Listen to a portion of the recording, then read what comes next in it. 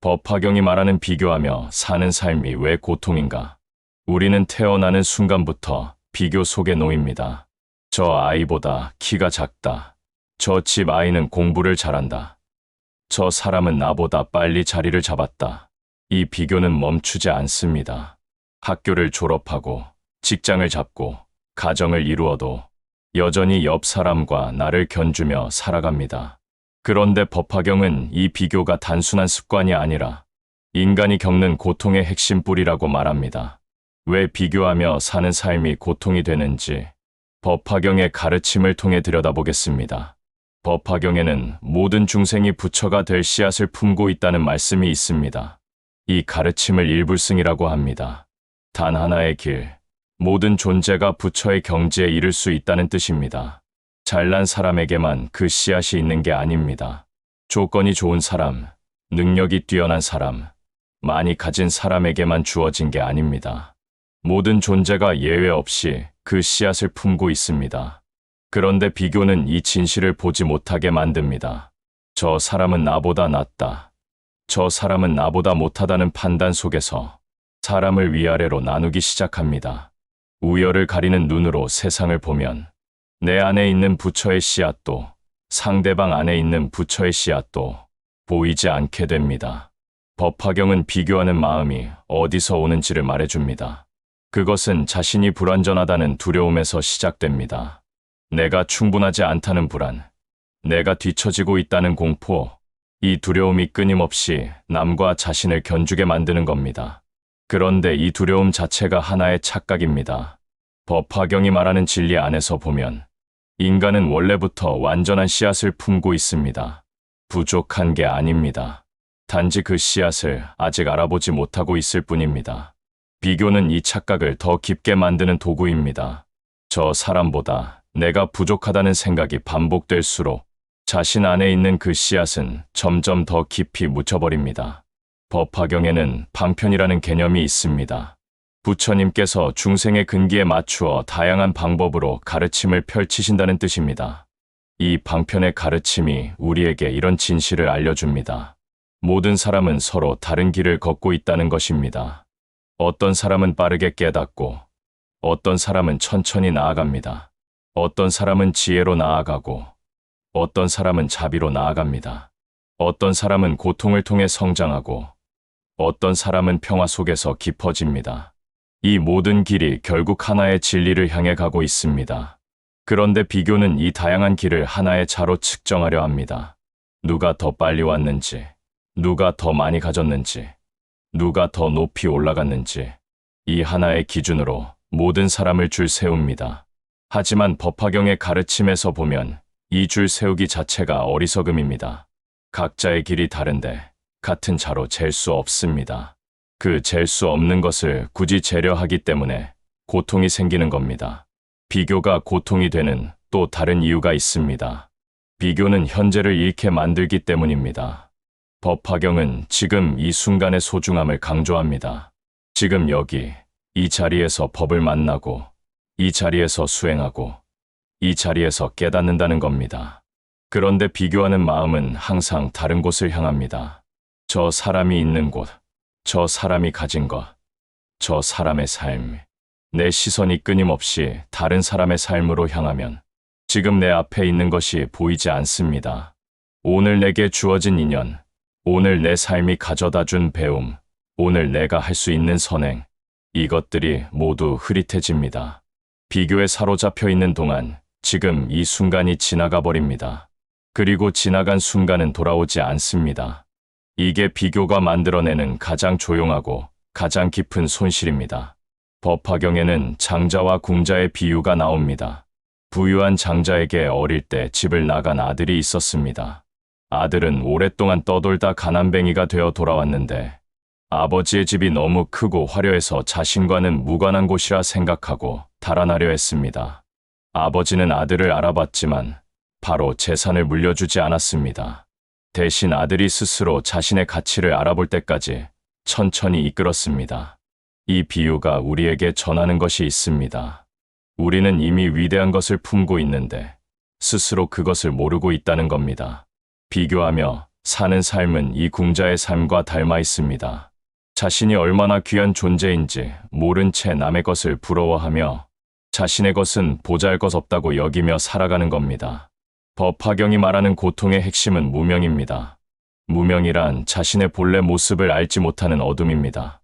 비교는 이 무명을 더 짙게 만드는 행위입니다.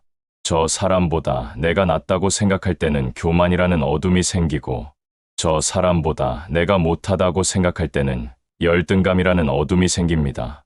이 두 가지 모두 자신의 본래 모습을 가리는 안개입니다.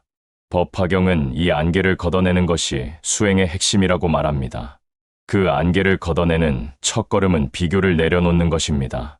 저 사람이 어떠한지가 아니라 나는 어떠한지를 보는 것, 남의 삶이 어떻게 흘러가는지가 아니라 지금 내 삶이 어디를 향하고 있는지를 보는 것, 이 시선의 전환이 무명의 어둠을 밝히는 첫 번째 빛입니다. 법화경에는 상불경 보살의 이야기가 나옵니다. 이 보살은 누구를 만나든 당신은 반드시 부처가 될 것입니다. 라고 인사했습니다. 사람들이 무시하고 돌을 던져도 멀리서라도 이 말을 전했습니다. 이 행위가 가르치는 것이 있습니다. 모든 사람 안에 부처의 씨앗이 있다는 것을 진심으로 믿는다면 비교하는 마음이 설 자리가 없어진다는 겁니다. 내가 상대방보다 낫다고 느낄 때도, 못하다고 느낄 때도 상불경 보살의 눈으로 보면 달라집니다. 이 사람 안에도 부처의 씨앗이 있고 내 안에도 부처의 씨앗이 있습니다. 우열을 가릴 것이 없습니다. 각자 자신의 씨앗을 키워가는 과정에 있을 뿐입니다. 비교를 멈추는 것이 막연하게 느껴질 수 있습니다. 어떻게 비교를 하지 않을 수 있냐는 생각이 들기도 합니다. 법화경은 이에 대해 구체적인 방향을 제시합니다. 비교를 억지로 없애려 하는 게 아니라 시선을 돌리는 겁니다. 비교하는 마음이 올라올 때 그것을 억압하거나 부정하는 게 아니라 지금 내 마음이 비교하고 있구나 하고 알아채는 겁니다. 그리고 그 순간 시선을 돌립니다. 저 사람이 어떤지가 아니라 지금 내가 무엇을 할 수 있는지로요. 이 전환이 반복되면 비교하는 습관이 조금씩 옅어집니다. 법화경의 가르침에서 비교를 내려놓는 것은 포기가 아닙니다. 더 잘하려는 노력을 멈추라는 게 아닙니다. 다만 그 노력의 기준을 남에서 자신으로 바꾸는 겁니다. 어제의 나보다 오늘의 내가 조금 더 자비로운지, 어제의 나보다 오늘의 내가 조금 더 지혜로운지, 이 기준으로 살아갈 때 비교가 고통이 아니라 성장의 도구가 됩니다. 법화경은 모든 존재가 연결되어 있다고 말합니다. 한 송이 꽃이 피려면 햇빛과 물과 흙과 바람이 모두 필요하듯 우리 삶도 수많은 인연이 서로 맞닿아 있습니다. 이 연결 안에서 보면 비교는 더 어색해집니다. 서로 연결된 존재들이 누가 낫고 못한지를 따지는 건 왼손이 오른손보다 낫다고 다투는 것과 같습니다. 비교하며 사는 삶이 고통인 이유는 결국 하나입니다. 비교는 있는 것을 보지 못하게 만들기 때문입니다. 내 안에 있는 부처의 씨앗을 보지 못하게 하고, 지금 이 순간에 있는 것들을 보지 못하게 하고, 나와 연결된 모든 존재의 소중함을 보지 못하게 합니다. 법화경이 우리에게 전하고 싶은 것은 단순합니다. 당신은 이미 충분합니다. 비교하지 않아도 됩니다. 당신 안에 이미 그 씨앗이 있습니다. 그것을 알아보는 것, 그것을 믿는 것, 그게 법화경이 말하는 고통에서 벗어나는 시작입니다. 비교를 내려놓는 순간 삶이 달라지기 시작합니다. 남의 삶을 보느라 흘려보냈던 시간이 내 삶을 가꾸는 시간으로 돌아옵니다. 남보다 낫거나 못하다는 불안에 쏟던 에너지가 지금 이 순간 내가 할 수 있는 것에 모입니다.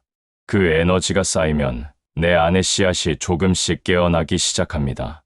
법화경이 말하는 비교하며 사는 삶의 고통은 남과 나를 견주는 그 행위 자체에만 있는 게 아닙니다.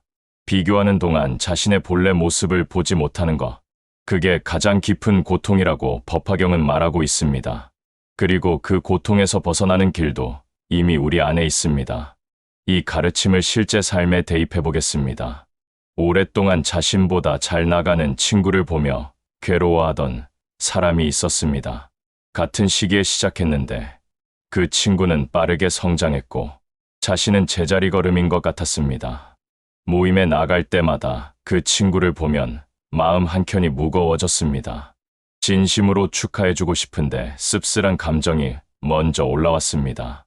그 감정이 부끄러워서 더 힘들었습니다. 어느 날 이 사람이 법화경의 한 구절을 만났습니다. 모든 강이 결국 바다로 흘러간다는 내용이었습니다. 강마다 흐르는 길이 다르고 속도가 다르고 굽이치는 모양이 달라도 결국 하나의 바다로 이어진다는 이야기였습니다. 그 구절이 마음에 박혔습니다. 나와 그 친구는 같은 길을 걷고 있는 게 아니었습니다. 각자의 강을 흐르고 있었던 겁니다. 빠르고 느리고의 문제가 아니라 서로 다른 길이었던 겁니다. 그걸 깨닫는 순간 그 친구의 성공이 더 이상 자신을 위협하지 않았습니다. 오히려 진심으로 기쁠 수 있었습니다. 이게 법화경의 가르침이 실제 삶에서 작동하는 방식입니다. 비교를 억지로 하지 않으려는 게 아니라 비교 자체가 어리석음이라는 것을 깊이 이해하는 순간 비교하는 마음이 자연스럽게 힘을 잃습니다. 법화경에서 말하는 삼초이목의 비유도 이 맥락에서 이해할 수 있습니다. 하늘에서 내리는 비는 하나입니다. 하지만 그 비를 받아 자라는 것들은 모두 다릅니다. 작은 풀은 풀대로, 나무는 나무대로, 큰 나무는 큰 나무대로 같은 비를 맞아도 각자 자신의 방식으로 자랍니다. 그 비는 차별 없이 모든 것에 내립니다. 부처님의 가르침도 이와 같습니다. 모든 존재에게 차별 없이 내려지지만 각자의 근기에 따라 받아들이는 방식이 다릅니다. 이 비유 안에 비교의 어리석음이 녹아 있습니다. 같은 비를 맞는다고 해서 풀이 나무가 될 필요가 없습니다. 풀은 풀로서 충분하고 나무는 나무로서 충분합니다. 각자의 자리에서 자신의 방식으로 자라는 것이 자연의 이치이고 법화경이 말하는 진리입니다. 이 비유를 우리 삶에 가져오면 이렇게 됩니다. 저 사람이 빠르게 성장한다고 해서 내가 느린 게 문제가 아닙니다. 저 사람이 많이 가졌다고 해서 내가 적게 가진 게 부족한 게 아닙니다. 각자 자신의 방식으로, 자신의 속도로, 자신의 씨앗을 키워가고 있는 겁니다. 법화경은 또 비교가 만들어내는 또 다른 고통을 이야기합니다. 바로 관계의 고통입니다. 비교하는 마음은 관계를 보는 눈을 바꿔버립니다. 상대방을 있는 그대로 보는 게 아니라 나보다 나은 사람인지 못한 사람인지로 나누어 봅니다. 나보다 나은 사람 앞에서는 주눅 들거나 시기하게 되고 나보다 못하다고 느끼는 사람 앞에서는 교만해지거나 무시하게 됩니다. 이 두 가지 모두 관계를 왜곡시킵니다. 상대방의 진짜 모습이 아니라 내 비교의 렌즈를 통해 걸러진 모습만 보게 됩니다. 법화경이 말하는 자비는 이 렌즈를 내려놓는 데서 시작합니다. 상대방을 내 기준으로 판단하는 게 아니라 저 사람 안에도 부처의 씨앗이 있다는 눈으로 보는 것. 이 눈이 생기면 비교가 만들어내는 관계의 왜곡이 사라지기 시작합니다. 나보다 잘난 사람이 앞에 있을 때도 그 사람 안에 씨앗을 봅니다. 나보다 못하다고 느껴지는 사람 앞에서도 그 사람 안에 씨앗을 봅니다. 이 시선 안에서 우열이 사라집니다. 그 자리에 진짜 연결이 생깁니다. 비교하는 마음이 오랫동안 쌓이면 어떤 일이 벌어지는지도 살펴봐야 합니다. 처음에는 가볍게 시작합니다.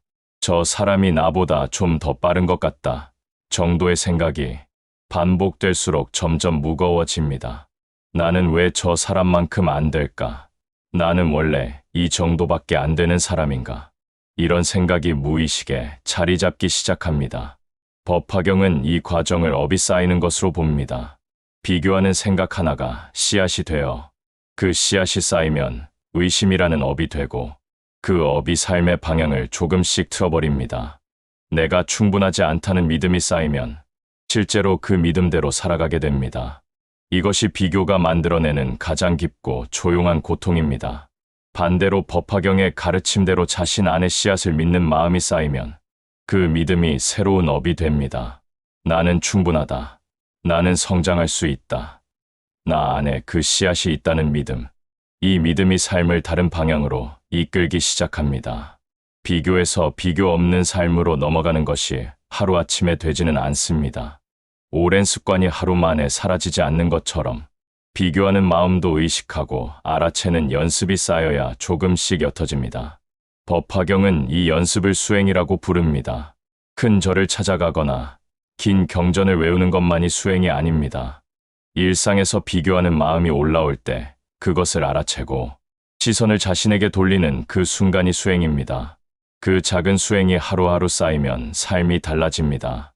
법화경이 말하는 비교하며 사는 삶의 고통을 이해하고 나면 한 가지 질문이 생깁니다. 그렇다면 어떻게 살아야 하는가? 법화경의 답은 간결합니다. 자신의 씨앗을 믿고 지금 이 자리에서 최선을 다하고 모든 존재를 부처로 보는 것. 이 세 가지가 비교 없는 삶의 핵심입니다. 자신의 씨앗을 믿는다는 건 근거 없는 낙관이 아닙니다. 법화경이 말하는 진리를 믿는 겁니다. 모든 존재는 부처가 될 씨앗을 품고 있다는 진리. 그 진리 안에서 자신을 보는 겁니다. 지금 이 자리에서 최선을 다한다는 건 남과 비교하며 분발하는 게 아닙니다. 지금 내가 할 수 있는 것을 온전히 하는 겁니다. 어제의 나보다 오늘의 내가 조금 더 자비롭고 조금 더 지혜롭기를 바라며 살아가는 겁니다. 모든 존재를 부처로 보는 것은 상불경보살처럼 누구 앞에서도 그 안의 씨앗을 알아보는 겁니다. 이 세 가지가 일상에서 이루어질 때 비교가 만들어내는 고통은 조금씩 힘을 잃어갑니다. 비교하는 마음이 올라올 때 법화경의 가르침을 실제로 적용해보는 방법이 있습니다. 누군가의 성공 소식을 들었을 때 가슴이 무거워진다면 그 순간 잠깐 멈추고 이렇게 생각해보는 겁니다. 저 사람 안에 부처의 씨앗이 꽃피고 있구나. 그 씨앗이 자라는 것을 내가 목격하고 있구나. 이 생각이 처음에는 어색합니다. 하지만 반복하다 보면 상대방의 성공이 나를 위협하는 게 아니라 진리가 이 세상에서 드러나는 한 장면으로 보이기 시작합니다. 반대로 내가 누군가보다 뒤처지는 것 같다는 느낌이 들 때는 지금 내 씨앗이 땅속에서 뿌리를 내리고 있는 시간이구나 하고 생각해보는 겁니다. 꽃이 피기 전에 뿌리가 먼저 깊어져야 합니다. 지금 눈에 보이는 게 없다고 해서 아무것도 자라지 않는 게 아닙니다.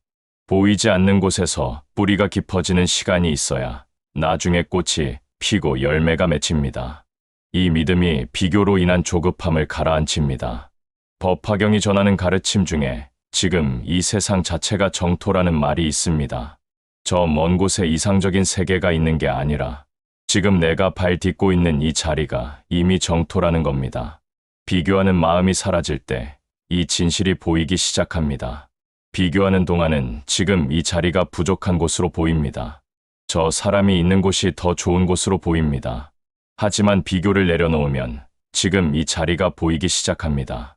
지금 내게 주어진 인연, 지금 내 삶이 가져다 준 것들, 지금 내가 할 수 있는 것들, 이것들이 보이면 지금 이 자리가 달라 보입니다.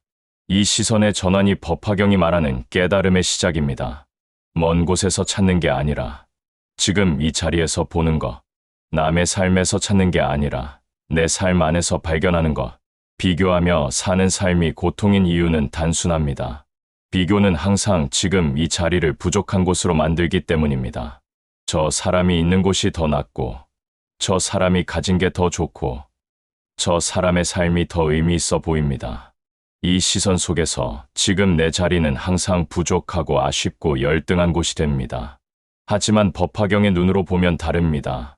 지금 내 자리가 이미 내가 있어야 할 곳입니다. 지금 내 삶이 이미 내가 가야 할 길 위에 있습니다. 이 씨앗을 품고 이 자리에서 오늘을 사는 것, 그 자체가 이미 충분한 겁니다. 법화경이 우리에게 전하고 싶은 마지막 말이 있습니다. 당신 안에는 이미 부처의 씨앗이 있습니다. 비교하지 않아도 됩니다. 당신은 이미 그 씨앗을 품은 채 오늘을 살고 있습니다. 그 씨앗을 믿고 지금 이 자리에서 최선을 다하는 것, 그게 법화경이 말하는 고통 없는 삶의 시작입니다. 법화경의 가르침을 일상에서 받아들이려 할 때 가장 먼저 부딪히는 벽이 있습니다. 머리로는 이해가 되는데 마음이 따라가지 않는다는 겁니다. 비교하면 안 된다는 걸 알면서도 남의 소식을 들으면 자동으로 비교하게 됩니다. 이건 수행이 부족해서가 아닙니다. 오랫동안 몸에 밴 습관이기 때문입니다. 법화경은 이 습관을 하루아침에 끊으라 하지 않습니다. 다만 그 습관을 알아채라고 합니다. 비교하는 마음이 올라왔을 때, 아, 지금 내가 비교하고 있구나 하고 인식하는 것, 그 인식 자체가 수행입니다. 인식이 반복되면 습관의 힘이 조금씩 약해집니다. 그리고 그 자리에 법화경이 말하는 진리가 조금씩 스며들기 시작합니다. 서두르지 않아도 됩니다. 이 과정 자체가 씨앗이 자라는 과정입니다. 법화경에서 또 하나 중요하게 다루는 것이 있습니다. 바로 인내와 기다림의 가치입니다. 비교하는 사람은 조급합니다. 저 사람은 벌써 저만큼 갔는데 나는 왜 아직 여기 있냐는 초조함. 이 조급함이 삶을 더 힘들게 만듭니다. 서두를수록 본질을 잃게 되고 본질을 잃으면 방향이 흔들립니다. 법화경은 꽃이 피는데도 때가 있다고 말합니다. 겨울에 아무리 봄을 기다려도 꽃은 자신의 때에 핍니다. 그 때를 앞당기려고 억지로 당기면 꽃은 피지 못합니다. 사람의 성장도 이와 같습니다. 각자의 때가 있습니다. 그 때를 남과 비교하며 초조해하는 것은 겨울에 꽃을 당기는 것과 다르지 않습니다. 이 기다림의 지혜가 비교로부터 마음을 자유롭게 합니다. 저 사람이 먼저 꽃을 피웠다고 해서 내 꽃이 필 때가 오지 않는 게 아닙니다. 내 씨앗은 내 속도로, 내 방식으로, 내 때에 자라고 있습니다. 이것을 믿는 것이 법화경이 말하는 신심입니다. 비교 없이 자신의 씨앗을 믿고 기다리는 것.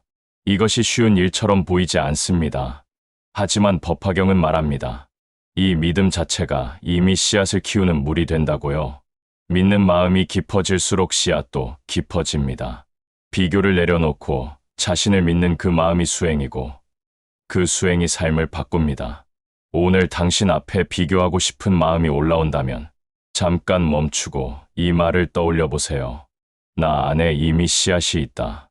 그 씨앗은 지금도 자라고 있다. 이것으로 충분하다. 이 세 마디가 법화경이 비교하며 사는 삶의 고통에서 건네는 가장 따뜻한 답입니다.